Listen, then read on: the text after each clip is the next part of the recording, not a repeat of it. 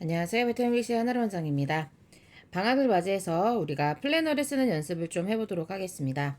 선생님의 공부 역사에서도요, 플래너를 쓰기 전과 후로 나눠진다고 할 만큼 플래너가 굉장히 큰 영향을 주었는데, 실제로 우리 학원에서도 플래너를 통해서 공부 습관도 잡히고, 성적이 실제로 많이 달라지는 경우들이 많았습니다. 그런 사례들을 선생님이 모아두었는데요. 여러분들도 이제 플래너를 쓰면서 이 친구들의 사례를 참고해서 본인만의 멋진 플래너를 만들어 주시기를 부탁드리겠습니다. 자, 먼저 우리 서울대를 갔던 이 선배의 플래너를 한번 지켜보도록 하겠습니다. 자, 먼저 여기에 날짜를 적는 게 중요합니다. 그리고 여기는 코멘트를 달지는 않았는데요.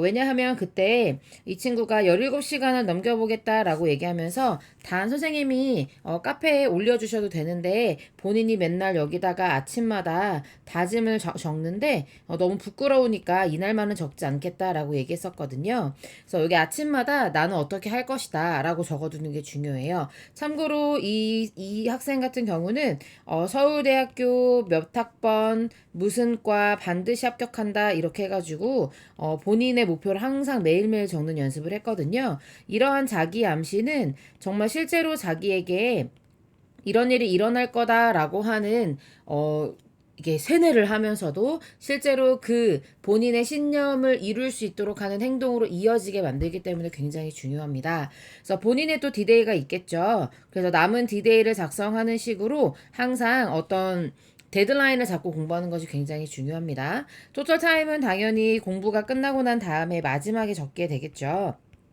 자, 그러면은 이 언니의 플래너를 한번 보도록 하겠습니다. 일단 중요한 거는요, 과목별로 이렇게 컬러링을 한다는 거예요. 근데 이제 연필로 썼는데 그 위에다가 바로 하게 되면 좀 번질 수 있어서 이 친구는 이제 이런 식으로 하게 된 거죠. 딱 보니까 이 주황색은 수학을 위해서 한 거라는 걸 알 수 있겠죠? 그 다음에 요 색깔은 국어구나. 그 다음에 요거는 화학이구나, 이건 영어구나, 라는 거 여러분이 느낄 수가 있을 겁니다. 이렇게 컬러 코드를 하는 이유가, 옆에 이렇게 타임 테이블 있잖아요. 요게 한 칸이 10분인데요. 본인이 얼마나 공부했는지를 체크하는 데 굉장히 중요하기 때문입니다. 이 친구는 이과였기 때문에 아무래도 수학의 비중이 컸을 텐데요. 그러면서도 여기에 이렇게 비중들이 쫙 보이면서 어느 한 과목 소홀하지 않고 했다라는 걸 알 수 있습니다. 그래서 뭐 이 시간에는 뭘 했는지 모르겠지만 어쨌든 쉬는 시간으로 본인이 활용했다는 걸 알 수 있겠고요. 그래서 이런 식으로 본인이 언제까지 공부했는지 확인하는 걸 볼 수 있습니다. 그 다음에 이제 이 친구도 쓴 거 보시면은 이렇게 아주 디테일하게 적었죠. 1번부터 11번, 45번, 7주, 8주차, 6강에서 10강 이런 식으로 자세하게 적은 거 볼 수 있고요. 본인이 그날 완수를 했다면 동그라미, 다 하지 못했다면 세모, 아예 건드리지 못했다면 X를 치는 형태로 그날의 목표가 잘 이루어졌는지 확인하는 것이 굉장히 중요합니다. 그리고 이제 여기 메모에는요, 이제 그날의 반성을 써도 괜찮고요. 그 다음에 이제 어차피 보지 않고 쓰는 것이기 때문에 그날 공부한 것 중에 키포인트가 되는 것들, 네, 그런 것들을 적어주어도 괜찮다고 할 수 있겠습니다. 자, 그 다음은요, 의대를 목표로 공부했던 친구, 네. 실제로 꿈을 이뤄가고 있는 상황인데요. 이 친구 같은 경우도 한번 봐보세요. 여기 보면 본인에게 할 얘기가 굉장히 많아요. 이런 식으로 스스로 어떻게 해야 되겠다라고 하는 계획들이 쫙 나와 있죠. 그래서 목표 같은 것들을 적어놓은 것도 볼 수 있겠고요.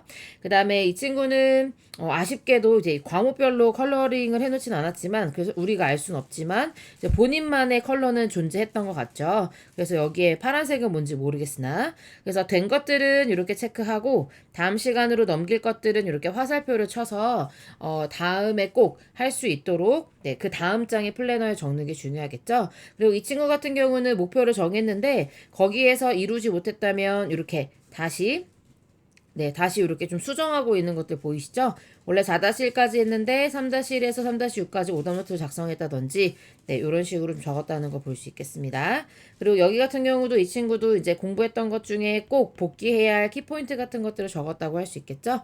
그래서 공부하는 시간을 잘 정리해서 그래서 원래는 이 처음에 기록이 17시간 1분이 최고 기록이었거든요. 그러다가 이 친구가 17시간 30분을 깬 거를 여러분이 볼 수 있겠습니다.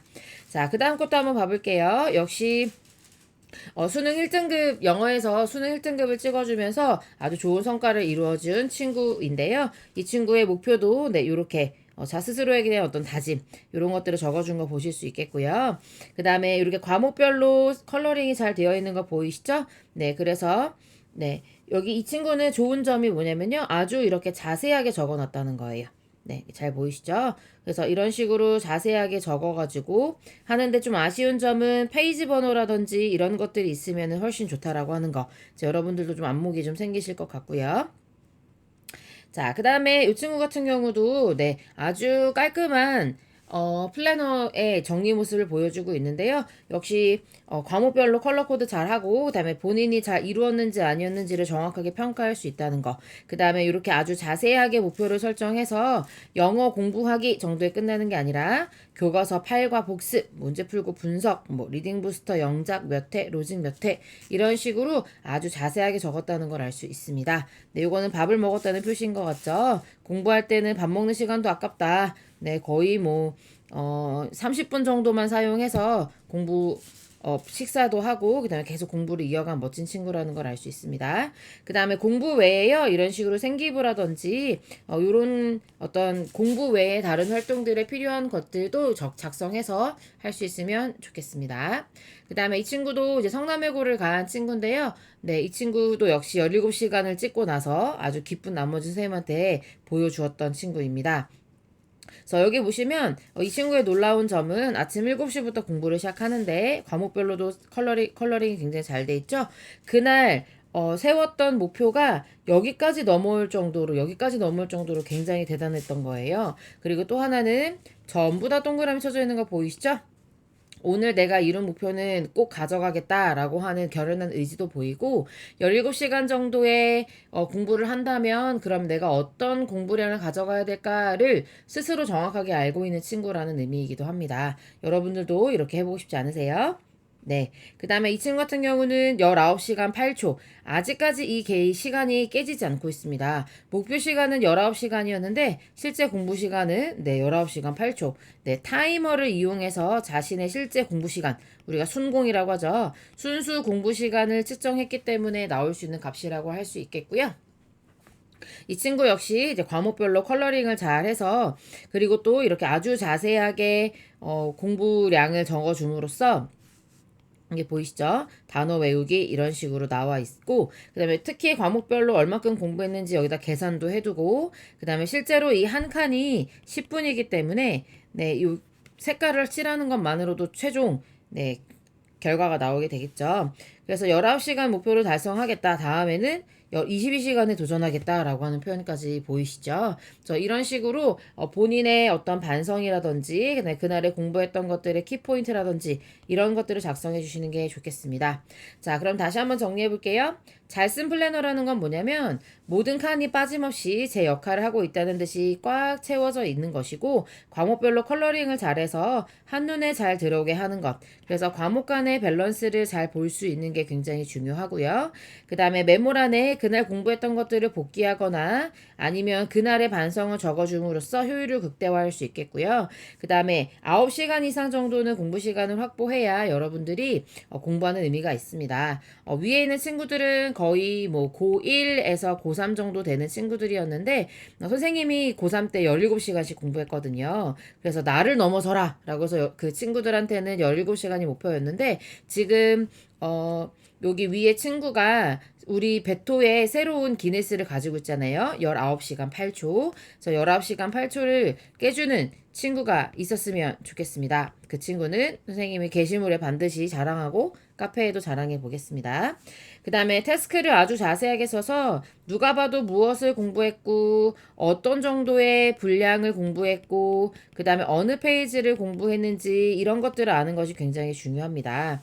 그리고 매일매일 여러 과목을 공부해서 과목 간의 균형이 돋보이는 것이 항상 밸런스가 중요한 거거든요. 아, 오늘은 영어에 꽂혔으니까 영어만 5시간 해야지 이렇게 말하면 안 돼요. 항상 국어, 영어, 수학 그 다음에 필요하다면 과학, 그 다음에 사회 이런 것들이 밸런스가 딱 맞춰져 있어서 매일매일 해야 될 양을 정해서 지키는 것이 굉장히 중요합니다.